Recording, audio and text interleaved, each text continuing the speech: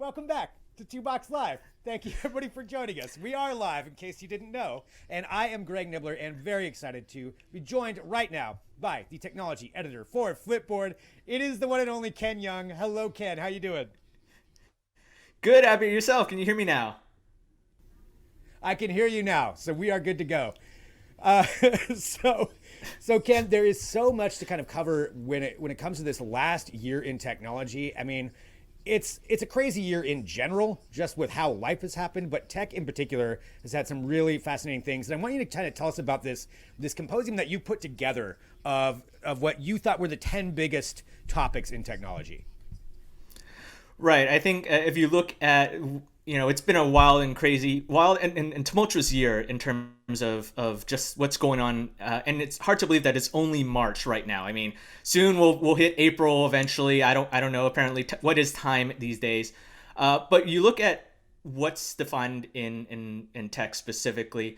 And it's like with most things, it's going to be the coronavirus pandemic, right? And unlike with talking about the vaccine and in terms of what health policies are in place and sheltering at home, how has tech really been impacted by the coronavirus? And so what this collection of articles in what we have called storyboards, what I look at is here's what's happening, how tech has benefited and also adapted to the pandemic, and that includes helping out with contact tracing. Apple and Google embarked on what almost seems like a historic collaboration in terms of helping state agencies, public health officials to really figure out how to better understand how this spread is going in terms of the virus.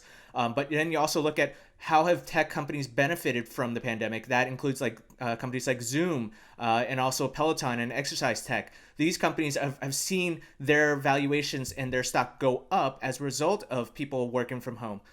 Then you also look at how other tech has helped with people dating and other things as well. So there's a lot of this, introspection in terms of how where tech benefits and where its weaknesses are. And certainly this has been a unconventional year compared to everything else that we've experienced. Yeah, I mean, you bring up a couple of good points there. Some of that collaboration side of things, which some of it's worked, some of it hasn't. I was just reading an article actually on Flipboard about how some of it hasn't come to fruition. The stuff that Google and Apple were trying to do, or it just didn't work out as well. But certainly a huge monumental thing. But yeah, Zoom. I mean, what a year Zoom has had.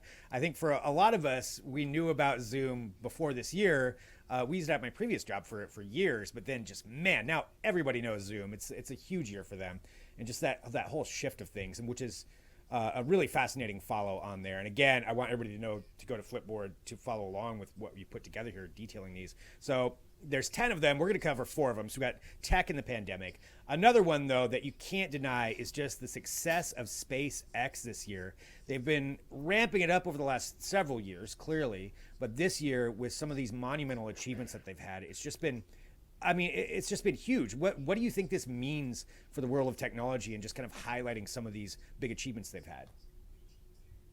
So when you look at tech, a lot of it has really been about more tangible stuff that we can experience. Oh, here's a new app that allows us to experience virtual reality, or allows us to communicate with other people or work remotely. But then you look at this is what with SpaceX is more on the breakthrough frontier type of technology, where it's you start to see the realization of dreaming big.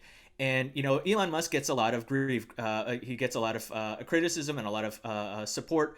But ultimately, the results are what matter. And as we talked about, and many times in the past, is with SpaceX, they've actually done something to really advance space travel. And so far, as we all know, NASA has kind of really has outsourced their rocket launches to Russia, and we've been kind of piggybacking on the Soyuz rockets to get our astronauts to the space station. But now with SpaceX, this is the first time that a private commercial company is ferrying NASA astronauts not only to the International Space Station from American soil. And they've done it not only once, but twice, with more people, more astronauts on board. And what we just saw is like another test rocket, a prototype rocket that has kind of really going to usher in a new era of space travel beyond the space, but beyond the space station. As we know, Elon Musk doesn't set it has his doesn't have hasn't set his ambitions on just the moon, on the space station, but also the moon and also the Mars. And with the U.S. government under the Trump administration has set a goal to get to the moon, return to the moon by 2024 with the Artemis project. And so this is actually going to help advance that. And as a result of us being able to go to space more often, who knows what kind of research in general, science-based research, we'll be able to discover because of this result. Yeah, I mean, and just seeing where it's going to go because of this, this new commercial space world that we're going to be having, the emergence of this industry as such a huge force for not only commerce, which it does spur more space exploration, but also just working, like you said, with NASA. I think that's a key thing, because if funding dies out there, well, there's plenty of ways that they can figure out how to keep it going, and it's only going to be ramping up. Like you said, 2024. I know NASA's announcing a bunch of things with the Artemis project too. They announced some of the astronauts here just I think yesterday, actually, depending on when you're watching this. But SpaceX, huge, and next year's going to be even bigger, I would imagine, with more things that they're going to be doing. So definitely a great one there. I know there's so much to discuss on this, but going from there, a couple more here. We've got TikTok, which also a story you cannot deny was huge this year for a number of reasons. I think people have kind of forgotten a little bit about what a huge thing this was during the rest of the year, but TikTok, and in particular, the Trump administration, really, when it comes down to it, going after TikTok. Yeah, and I think there's a bigger story, but of course TikTok is the more glamorous version to target. But the Trump administration wants to take out China tech companies from the U.S. They're citing national security concerns. I think that there's a lot of people waiting for evidence on that. I take no sides on that. But I think there might be some valid concerns there. But of course, Huawei in 2019 has been a big target for the administration. And of course, now you set the sights on TikTok.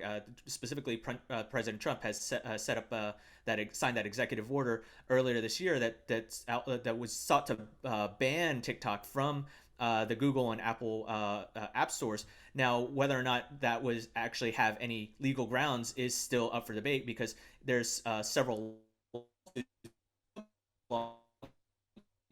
against the Trump administration. Now, this is not against also just TikTok, but also WeChat as well. But TikTok again is the more popular one. Now we all know that there was an ultimatum from the Trump administration saying, "Hey, ByteDance, TikTok's parent company, you must divest yourself from the U.S. operations or face getting a ban." And of course, ByteDance said, "Okay, fine, we'll sell." And we all anticipated, "Hey, who would buy it? Would it be Microsoft? Would it be Oracle? Would it be Walmart?" And ultimately, it was Oracle, but not to what you thought was actually going to be the deal. It was Oracle wound up owning 20% of the company. So ByteDance actually still owns TikTok. There's a lot of litigation still up in the air, but it's an ongoing kerfluffle, as you will, and we'll see what happens in 2021 under the Biden administration. Whether or not the Commerce Department will continue to pursue this lawsuit and seek a change of ownership for TikTok. But yeah, I mean, it was a nice talk of the town for the latter half of the year, and we'll see what happens. Yeah, I mean, and you're so right. It's kind of just indicative of all those other issues with TikTok being the fancy shiny thing out there at the forefront. But yeah, huge to see what goes on there. And again, read all about that at Flipboard and kind of catch up on what that means for going forward, because that's what a lot of this stuff, it's what it means going forward into the next year. It may have been a big story this year, but there's a lot of ramifications. Going from there, let's talk about one more quick thing here. I mean, it's tech. We got to talk about the gadget side of things. And in particular, I wanted to see if we could talk about PlayStation and Xbox and these new consoles. Anytime you get new consoles, I mean, it's only once every several years, and this could be kind of a real big changing moment. I feel like the next ones that come out after this are going to be it's a completely different experience, but a big year when it comes to that side of things. So I'm not sure if you heard, but there's plenty of Xboxes and PlayStation 5s out there. I mean, I got No, I wish I had them. Just overflowing with them over there. Exactly. I mean, look at where I'm at, right? I'm broadcasting from a Walmart. No, but the real seriously though, these are like highly sought after game consoles, like insane. Like it's tough for a lot of people to get them. I remember trying to get an Xbox Series X through Walmart's website, but in like as soon as they opened sales, like within 2 minutes they were all sold out, and there's and it's largely caused by bots, right? But I mean, there's a lot of people that are looking for the Xbox Series X and the PlayStation 5. As you mentioned, it's the first time in several years that we've actually seen a next gen game console that's really popular. So this is, amongst all the other things in tech, when you look at phones, whether it's the iPhone 12 or the latest Samsung or foldables or whatever, all of that got pushed to the wayside by the game console. And especially when you look at the timing with the holidays, and also the fact that we're all stuck at home in quarantine, self-isolation, sheltering in place, whatever you want to call it, that's actually what this is going to be a device. These game consoles are going to be devices that we all want to have. And you and I have talked ad nauseum about the Microsoft and Sony, the games and the consoles and the controllers. So these are pretty good. And I'm just happy the fact that I have a PlayStation 4 and I can play Assassin's Creed Valhalla, right? I mean, that's basically it. That, but there's not to say that eventually, once things die down, will I be able to get a Xbox Series X or a PlayStation 5 sometime, in the next 12 months, or should I just say, forget it? Now everyone wants those new game consoles. Maybe there's a chance for me to get the Nintendo Switch, right? So who knows? I think there'll be some interesting gifts under the Christmas tree this year. But there might be a lot of people that will be disappointed when they realize they aren't getting the game console that they want. Yeah, I mean, well, I'm kind of jealous that you have Valhalla. It's not that I can't go get that. I just haven't got it yet, so I do want to start playing that.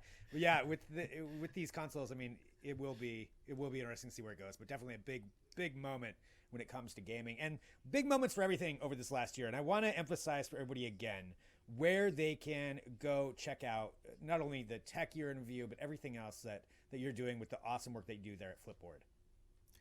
Right. So, I mean, this is all our review. So if you want to look at the tech year in review, you can go to flip.it/tech2020. That's flip.it/tech2020.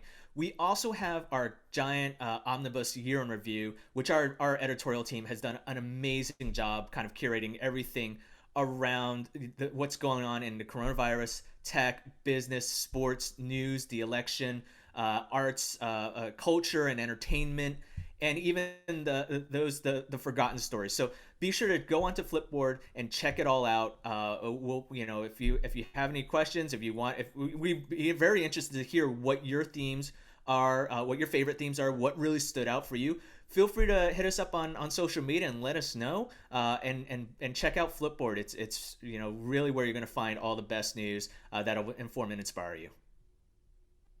I agree 100%. Well, Ken, thank you so much. Always good to talk to you. I'm sure we'll be talking soon as well. Follow everything Ken does. Ken Yeung, technology editor for Flipboard, soon to be the purveyor of Ken Plus. I would expect that in 2021 when that service does come out. Ken, so good to see you. Likewise, Greg. Happy holidays. Great to be here again.